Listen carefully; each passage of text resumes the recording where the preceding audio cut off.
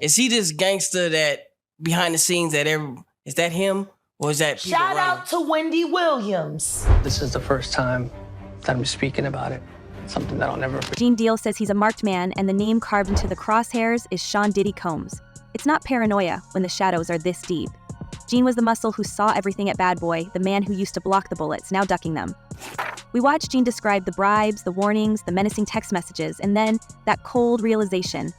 They don't want his silence, they demand his disappearance. He says they started by waving money, thinking a little hush cash could put out this wildfire. It didn't work. Next came the threats, so thinly veiled it was like Diddy's goons didn't even care if he figured out who sent them. Now, after everything he's revealed in court and every story he's spun for the world, Gene says it's the endgame. He's telling anyone who will listen. Diddy's guys are coming for him, and every glance in the rearview mirror is another shot of adrenaline. Don't trust nobody. In Hollywood, specifically, when you get there, a lot of people don't know how to say no. That's the difference between New York City and California. We can see the anxiety in every retelling. He talks about late-night calls from unfamiliar numbers, the way headlights appear a little too often behind him, turning every drive home into a paranoid marathon. He claims that every courthouse appearance is a show, an act meant to send a message. It's not just intimidation for the sake of spectacle, it's about letting Gene know that no matter how many marshals, lawyers, or security guards surround him, he's never really out of reach. He swears it wasn't a coincidence when he spotted Diddy's old associates on courthouse steps, just close enough to be recognized, just far enough to avoid security. Gene claims the aim was simple: dial up the heat, keep him sweating, maybe make him slip up or back off. The mood isn't just tension, it's siege. We hear Gene describe the courthouse as a pressure cooker, and the city outside doesn't feel much safer. That was mandatory. You didn't fall within one of the exceptions. What now happens when you've been convicted of 2 of those particular charges? That's what the judge is going to be looking at. And again, right now, considering it sounds like statements that the defense made, essentially admitting that Sean Combs is somebody who has had personal problems, but they were doing so to try and argue that he should not be found guilty. And if anyone thinks Diddy's reach stops at the cell door, Gene Deal has a warning for them. He insists the man is still giving orders from the inside. Diddy might be wearing county-issued sweats in a Brooklyn detention center, but the world outside is still dancing to his tune. The headlines talk about racketeering, trafficking, freak-off, parties, and a kingpin who ran everything like a criminal enterprise. The prosecutors paint a picture of a star-turned-puppet master, with handlers, fixers, and yes-men all keeping the operation running, whether the boss is in Miami or in lockdown. But Gene claims it goes even further, that Diddy's still moving pieces on the board, using his crew and his connections to keep witnesses quiet, scare off old associates, and keep his secrets under the floorboards. And he's not alone in thinking it. According to filings and rumors, the court is already concerned about witness tampering, and one alleged victim has gone missing before she could take the stand. When the prosecution told the judge they couldn't even contact her attorney, the tension in the courtroom was thick enough to cut.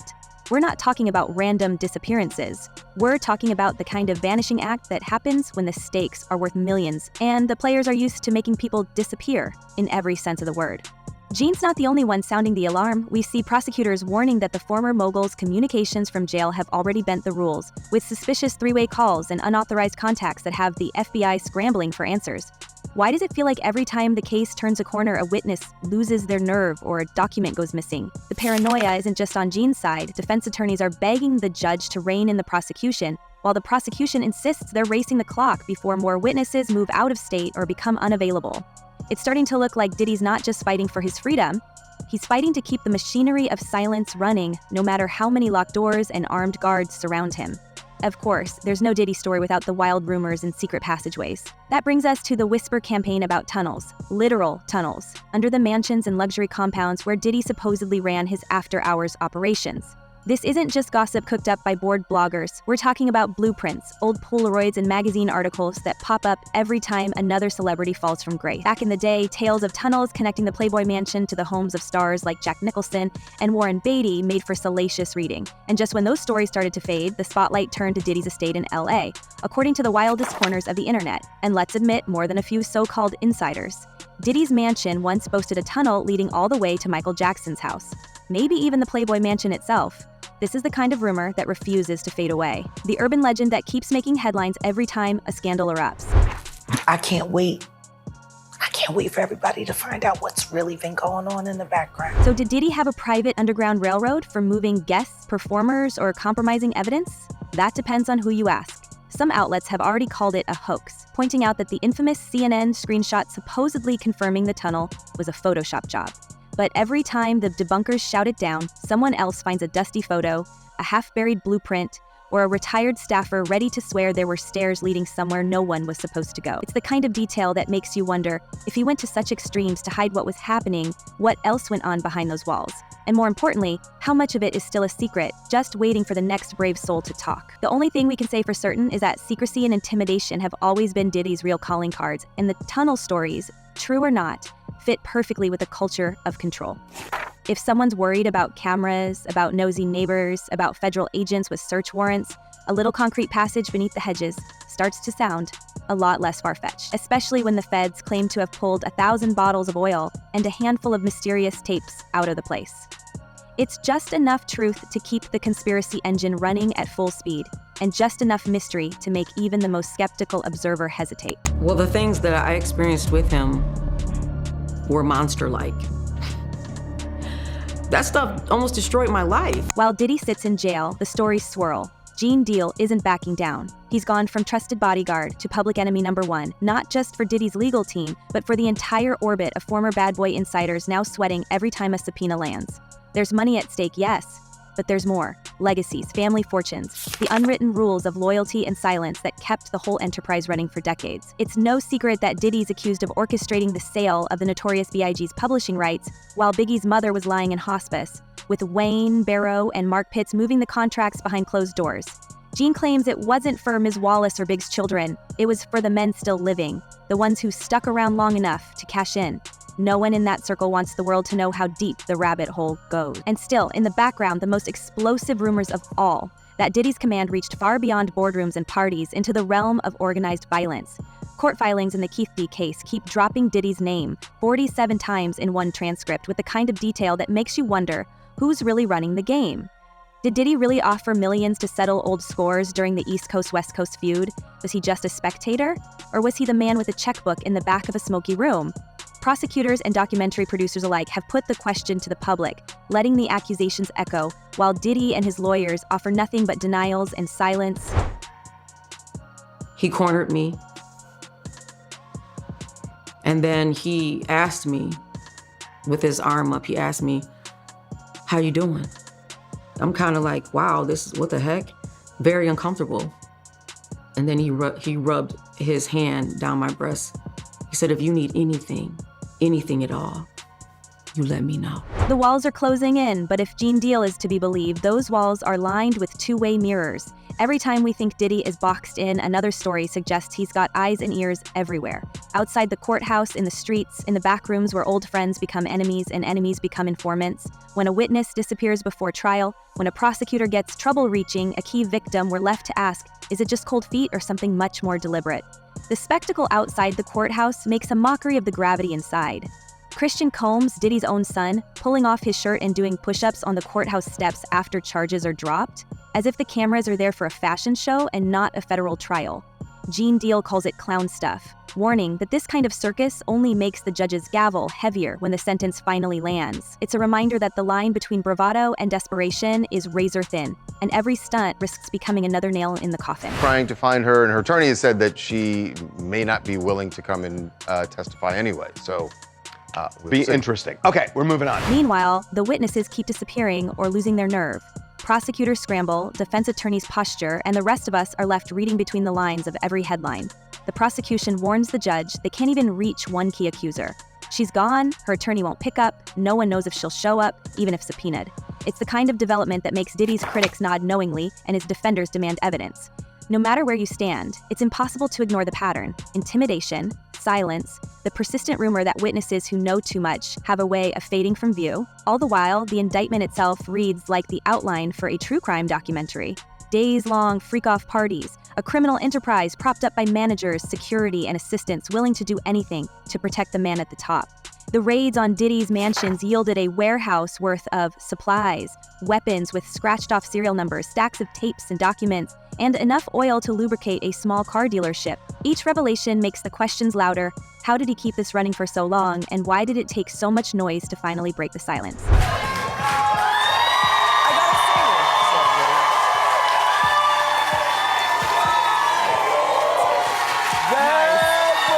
Deal's credibility is always up for debate. His enemies call him an opportunist. His allies see him as the whistleblower hip-hop never had. But what's undeniable is that every time he opens his mouth, the temperature in the courtroom drops, and another lock clicks on the secrets Diddy spent decades hiding. When Gene calls out old acquaintances, Stevie J, Massey, the entire retinue of bad boy insiders, he's not just airing personal grudges.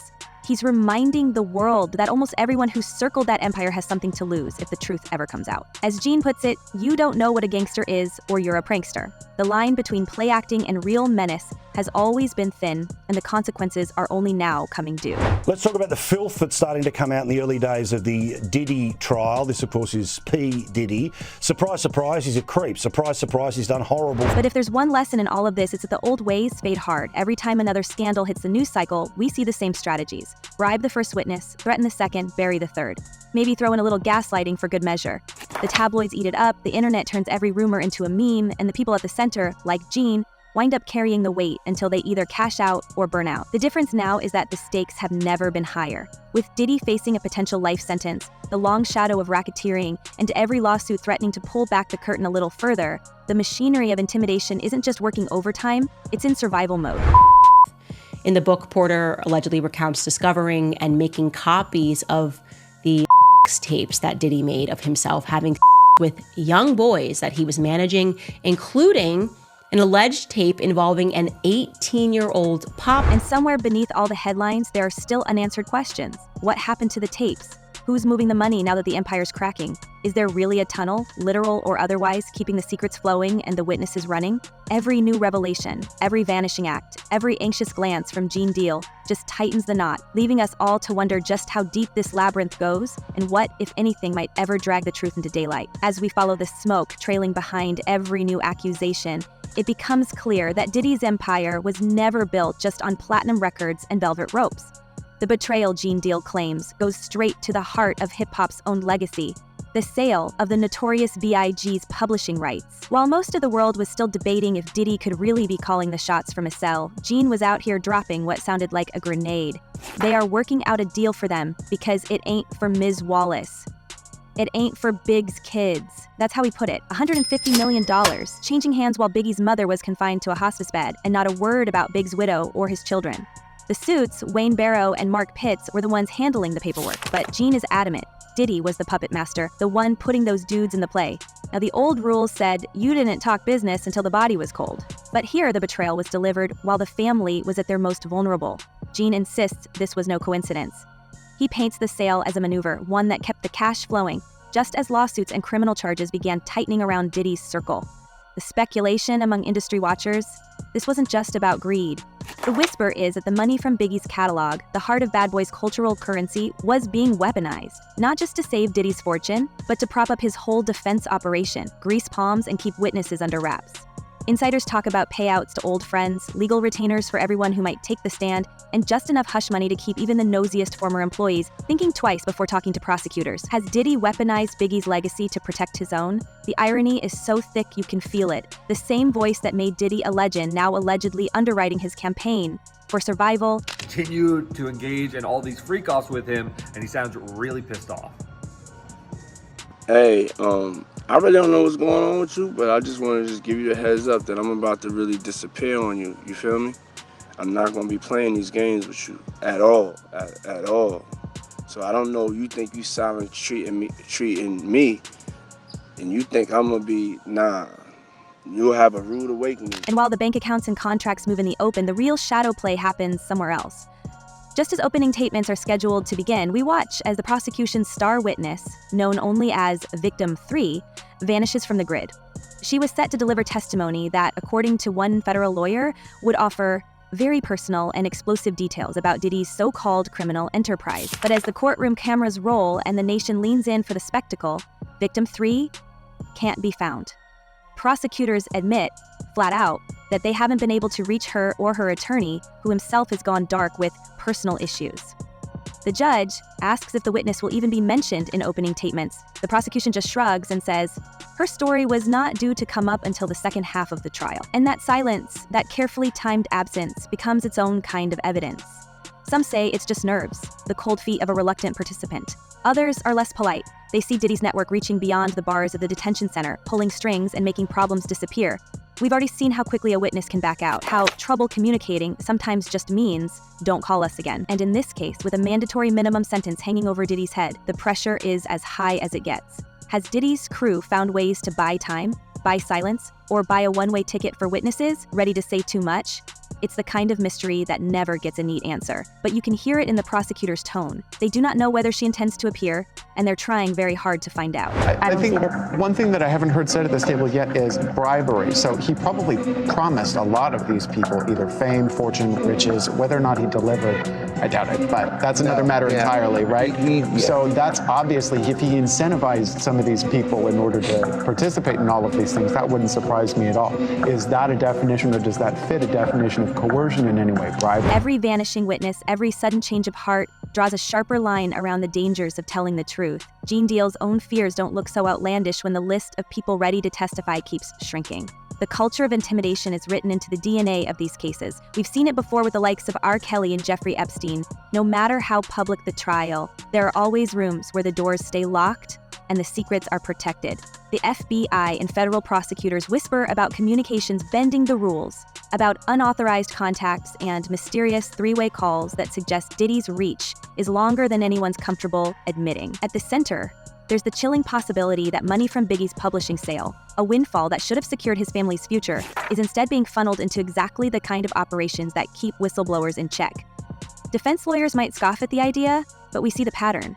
Sudden paydays for ex-employees, suspiciously well-timed bonuses for assistants and drivers, and silence from those who just months ago were eager to cash in on Diddy's downfall. The more money that changes hands, the fewer people left willing to say what they saw. Dishonest, violent, horrible. A promiscuous swinger who lied to and cheated on multiple partners. Incredibly, that's how Sean Diddy Combs' own lawyers describe the billionaire music mogul, currently facing serious trafficking charges in a New York court. The tension isn't just legal, it's existential. Diddy's legal team keeps calling this a witch hunt, a campaign designed to bring down a black mogul at the height of his power.